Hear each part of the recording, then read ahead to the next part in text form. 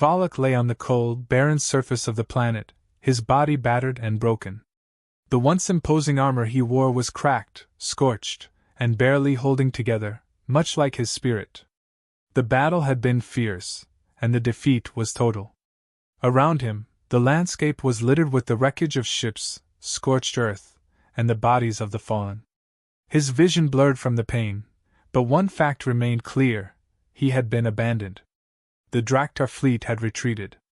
His comrades, the Council, everyone had left him behind. He had been their Warbringer, their champion, leading their armies into countless battles. Fear of his name alone had crushed entire worlds. But now, the same people who had once celebrated him had cast him aside. The Council had spoken about him as though he were an old weapon, used and discarded when it failed to deliver victory. The defeat was an embarrassment they could not afford, so they distanced themselves from him, leaving him to rot on this forsaken planet. Tvalek's mind drifted between consciousness and the ever-encroaching darkness. His memories flooded back, glorious victories, worlds burning under his command, the pride of leading his people into war. But now, all that seemed hollow. He had fought for them, sacrificed everything, and in return, he had been left to die. The betrayal stung more than his physical wounds, and the rage boiled beneath his broken exterior. He had been the best of them, yet in his moment of weakness, they had shown no mercy, no honor. The sounds of ships leaving the planet's atmosphere echoed faintly in the distance. They wouldn't return. He knew it. They had abandoned him because he was no longer useful, because he had failed. The Council had made it clear: there was no room for failure in their ranks. And yet, the truth gnawed at him. He had not failed. The defeat wasn't his doing. The Council had made strategic errors, ones he had warned them about, but they hadn't listened. And now, they used him as a scapegoat for their own mistakes. The bitter taste of betrayal consumed him, and he closed his eyes, expecting the end to come soon. Alone, disgraced, and dying, he felt the weight of his people's rejection crush his once mighty spirit. The Draktar had no use for failure, and that's what they saw in him now, a failure to be erased from their history. But even as the world around him darkened, he heard a faint, unfamiliar sound. A hum, low and steady, growing closer. At first, he thought it was his mind playing tricks, a hallucination brought on by pain and exhaustion.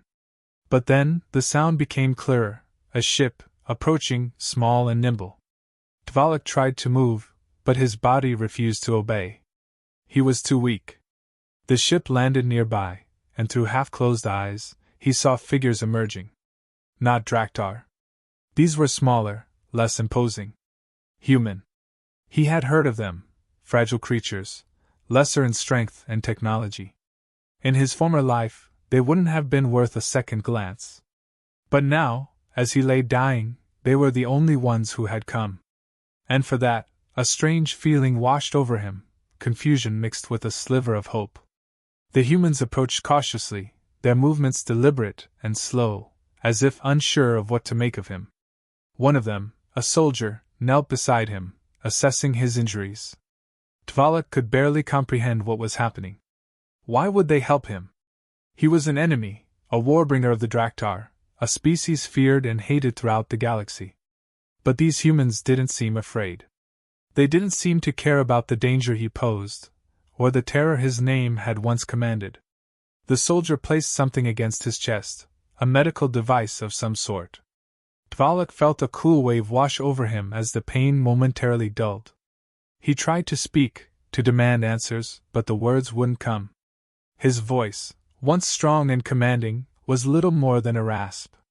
The humans didn't seem to expect him to speak. Instead, they worked quickly, stabilizing him as best they could. Tvalek's mind raced. Why were they doing this? His people had abandoned him, left him for dead. Yet here were these humans, a race he had thought beneath his notice, showing him mercy. It made no sense. In his experience, compassion was a weakness, and yet, it was their compassion that was saving him now. His eyes fluttered as exhaustion pulled him toward unconsciousness again. The last thing he saw before slipping into darkness was the humans, working together, talking in low tones. He couldn't understand their words, but he understood their actions. They were saving him, for reasons he couldn't yet grasp. Tvalok regained consciousness slowly, his body still heavy with pain but no longer teetering on the edge of death. His surroundings were different. He was inside the human ship now, its metallic walls stark and utilitarian. He could hear the soft hum of its systems, the low voices of the crew nearby. The humans had saved him, but the question of why still gnawed at him. His first instinct was to assume they had an ulterior motive. Perhaps they sought to use him, leverage his knowledge of the Draktar military for their own purposes. That would be the logical conclusion, at least from what he knew of how species operated during war. Yet, as time passed, there was no sign of interrogation, no demands for information. Instead, the humans kept their distance, treating his wounds and providing him with food and water. Tvalok's pride made it hard to accept their help. He had been the Warbringer, feared undefeated, a force of nature on the battlefield. Now, he was being tended to like a helpless creature, dependent on those he once considered far beneath him. He wanted to push them away, to show them he didn't need their pity. But his body betrayed him, too weak to stand on its own. The humans weren't what he expected. They were soft by Draktar standards, physically unimpressive, lacking the raw strength and combat prowess of his own people. And yet, they seemed unfazed by the danger he represented. There was no fear in their eyes, no hesitation in their actions. They moved with quiet confidence, as if the fact that they had saved him was all that mattered. Tvalok didn't understand it. Time passed, and Tvalok remained silent, watching them. They didn't speak to him directly, at least not at first, though they often spoke among themselves. The language was strange to him, yet he began to pick up patterns. They were discussing their plans, their objectives, though none of it seemed related to using him as a tool. Their focus was on survival, on the next steps they would take in this chaotic war. Tvalok realized that these humans were not part of any organized military force. They were rogues, operating on their own, disconnected from the larger human fleet. One of them, the one who had first knelt beside him on the battlefield, eventually approached. The human looked at Tvalok, not with fear or suspicion, but with something that almost resembled curiosity. The human gestured to his injuries, asking if the pain had lessened. Tvalok, too proud to acknowledge weakness, only gave a curt nod. But the human persisted, offering him a small device, some kind of pain relief. Tvalok stared at it, conflicted. To accept this would be to admit vulnerability, something he had never done before. But his body screamed for relief, and after a long moment, he took the device, his hand trembling slightly as he did. The human nodded and returned to the others, leaving Tvalok with his thoughts. Why? Why would they care about his pain? In the Draktar military, pain was a sign of weakness, something to be overcome through sheer will. But the humans seemed to view it differently. They treated him like one of their own, showing concern for his well-being in a way that baffled him. Was this weakness, or was it something else? Days passed, and Tvalok found himself growing stronger. The humans continued to care for him, and slowly, his wounds began to heal. They didn't ask for anything in return. No information, no promises of alliance. They simply kept him alive, as if his life held value to them despite the fact that he was their enemy.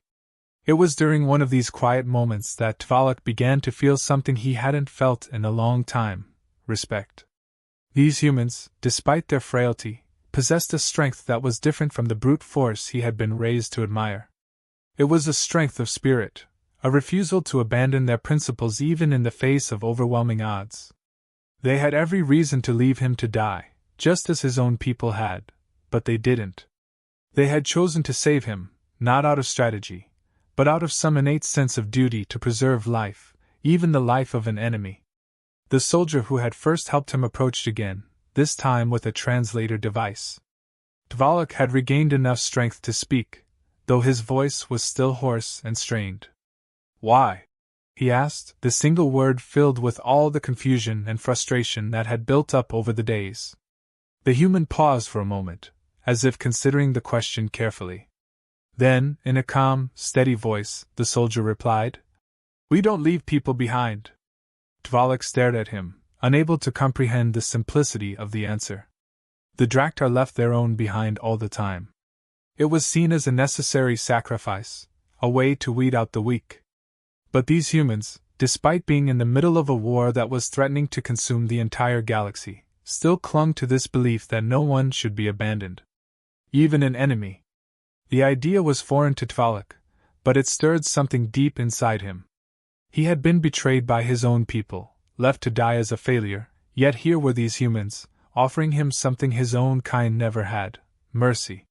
He didn't know how to process it, but he knew it was changing him, slowly breaking down the walls he had built around himself. As he continued to recover, Tvalek began to see the humans in a different light. They weren't weak.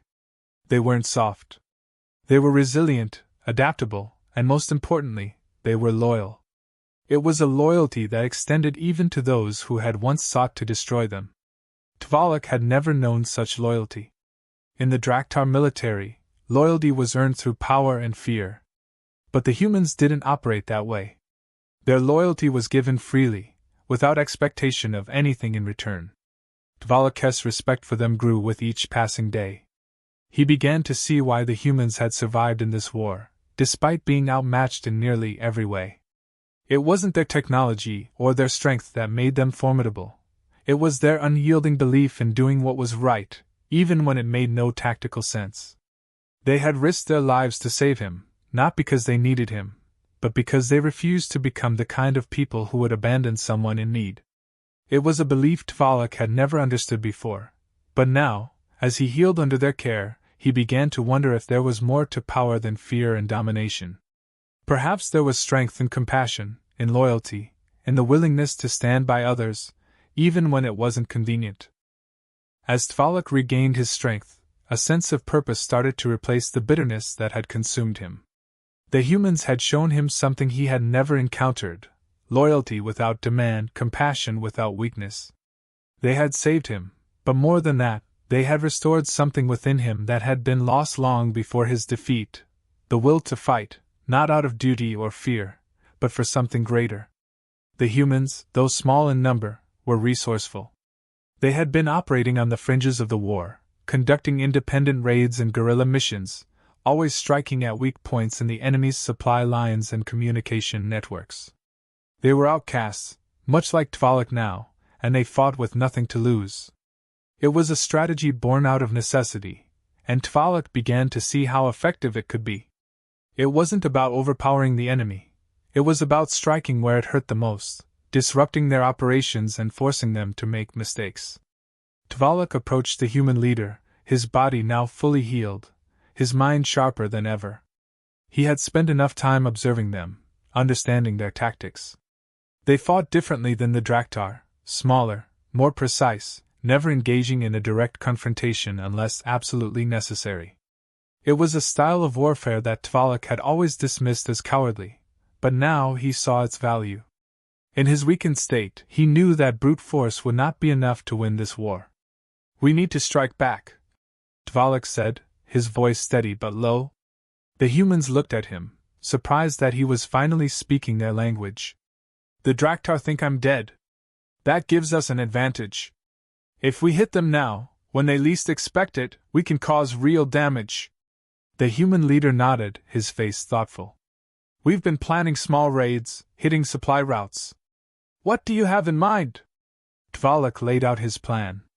The Draktar, in their arrogance, would never expect a counterattack from him. He knew their supply routes, their communication hubs, and their weaknesses. If the humans could get him close enough, he could disrupt their operations from the inside. A series of coordinated strikes, small but effective, would force the Draktar to divert resources, creating chaos in their ranks. It wasn't about winning the war in one move. It was about tipping the scales, creating confusion, and buying time for the humans to regroup. The humans listened carefully. They didn't question him, didn't doubt his loyalty. That surprised him. Among the Draktar, such a suggestion would have been met with suspicion and distrust. But these humans, they trusted him now, despite everything he had been. It was a trust he felt compelled to honor. The plan was set in motion quickly. The humans moved with efficiency, gathering their limited resources and preparing for the mission. Tvalok was impressed by their adaptability. They lacked the advanced technology of the Draktar, but what they lacked in equipment, they made up for in creativity and determination. They knew how to make do with what they had, and that, more than anything, was their greatest strength. The first strike was against a supply depot deep in Draktar territory. Tvalok and the human team infiltrated the facility under the cover of night. The Draktar guards were lax, convinced that no one would dare attack them so deep within their borders. Tvalok's knowledge of their security protocols proved invaluable. He guided the humans through the weak points, bypassing defenses that would have easily overwhelmed them if they had approached head-on. The raid was swift and brutal. The humans, using the element of surprise, destroyed the depot's supplies, leaving the Draktar scrambling to understand how they had been breached. Tvalok took no pleasure in the destruction, but he felt a grim satisfaction in knowing that his former comrades had underestimated him. The mission was a success, and the humans had struck a blow that would be felt far beyond this single raid. But it was only the beginning. Over the next few weeks, Tvalok and the humans conducted a series of raids on key Draktar facilities, communications hubs, munitions factories, and supply routes.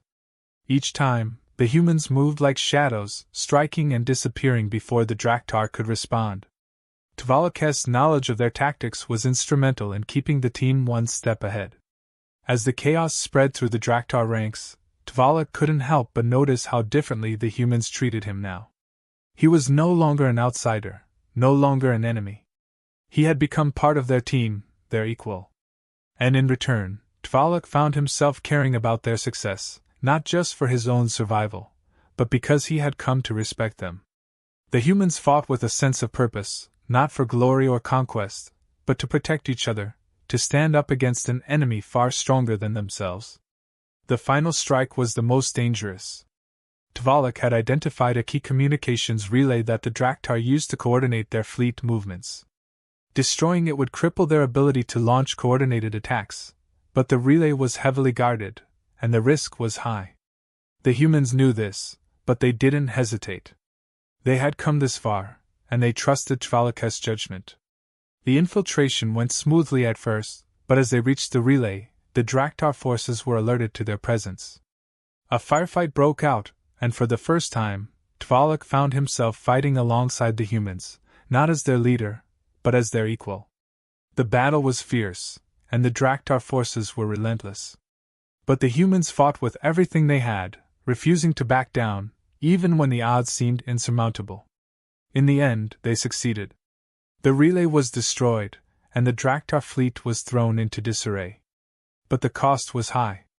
Several of the human soldiers were wounded, and Tvalok himself had taken a hit. As they retreated back to their ship, Tvalok felt a sense of grim satisfaction. The mission had been a success, but more than that, he had proven to himself, and to the humans, that he was still a force to be reckoned with. Back on the ship, the humans treated their wounded, their spirits high despite the losses. Tvalok sat in silence, watching them. He had fought many battles in his life, but this one felt different. He had fought not for power or glory, but for something greater, loyalty, respect, and the bonds he had forged with these humans who had shown him mercy when no one else would. And for the first time in his life, Tvalok understood the true meaning of strength. Tvalok stood at the edge of the ship, looking out into the vastness of space. The mission had been successful, but the war was far from over. The Draktar fleet was in disarray, their communications crippled, but it was only a matter of time before they regrouped. The humans knew this as well as he did. They couldn't rely on hit-and-run tactics forever. The real battle was yet to come.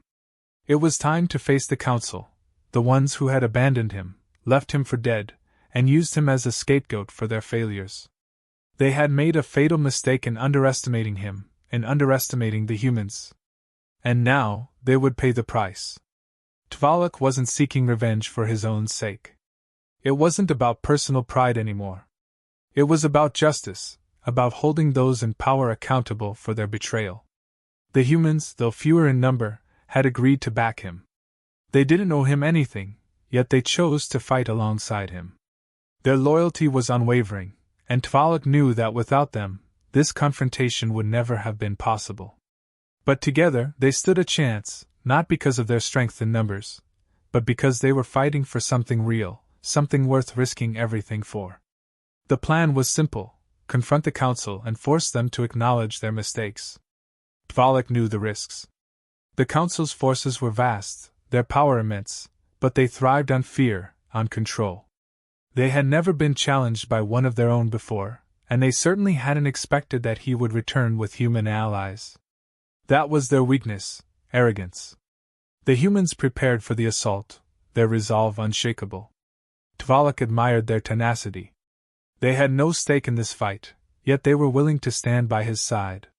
It was a bond forged in battle, in shared hardship, and it was stronger than any allegiance he had known before.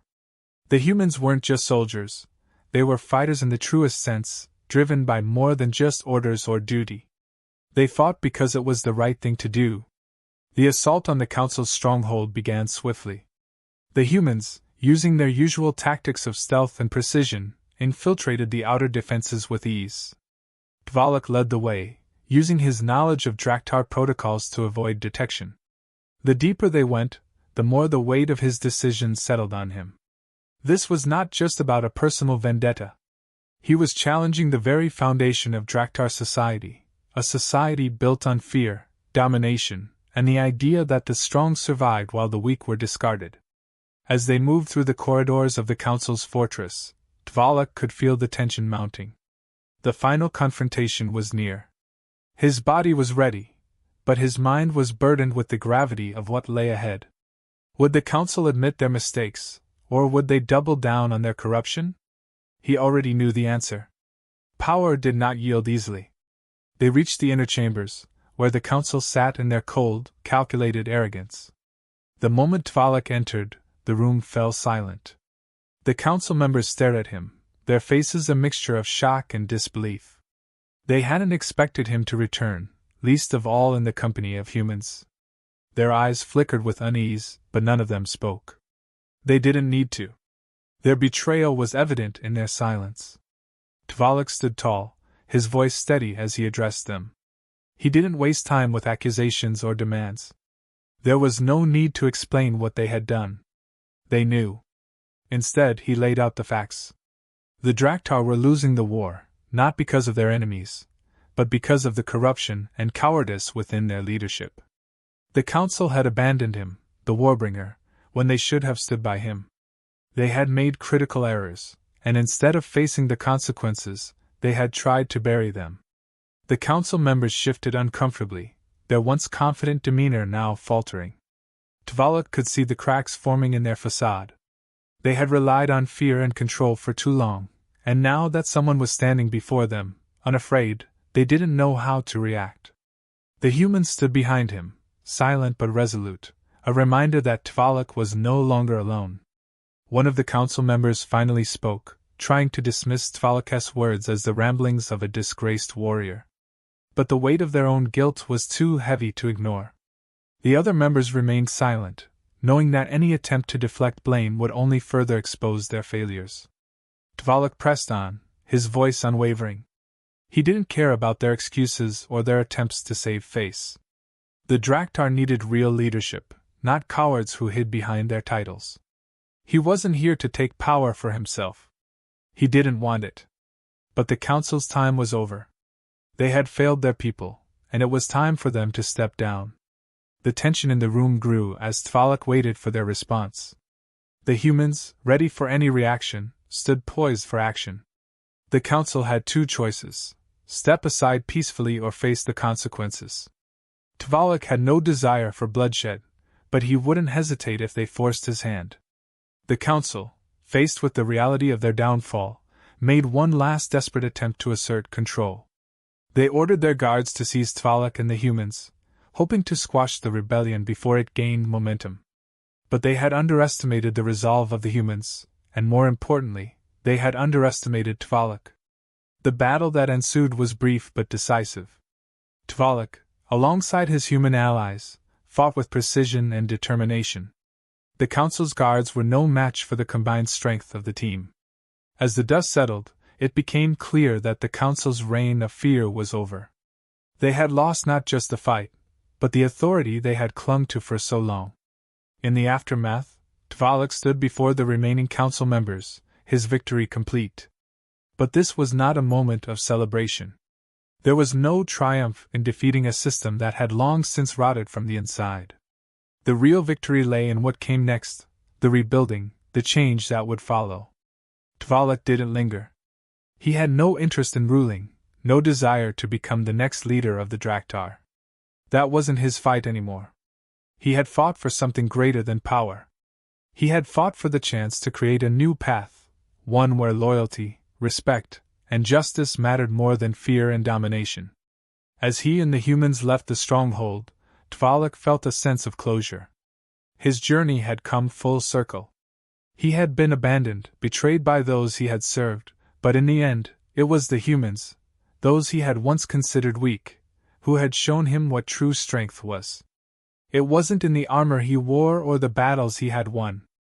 It was in the bonds he had forged, the loyalty he had earned, and the trust he had given in return. For the first time in his life, Tvalek understood what it meant to be truly strong. And with that understanding came peace.